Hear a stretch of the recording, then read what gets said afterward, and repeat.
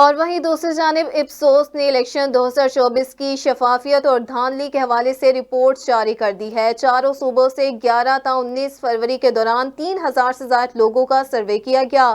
شفاف اور منصفانہ انتخابات کے حوالے سے ہر 5 میں سے 3 پاکستانیوں کا خیال ہے کہ انتخابات کا انعقاد شفاف تھا۔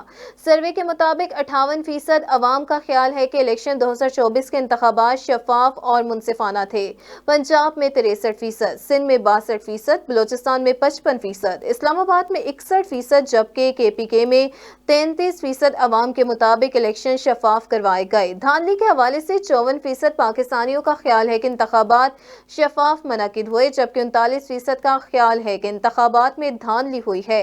موبائل سروس بند کرنے کے حوالے سے 16% خیبر پختونخوا، جبکہ 45% بلوچستان کی عوام نے اس عمل کو بہترین قرار دیا ہے۔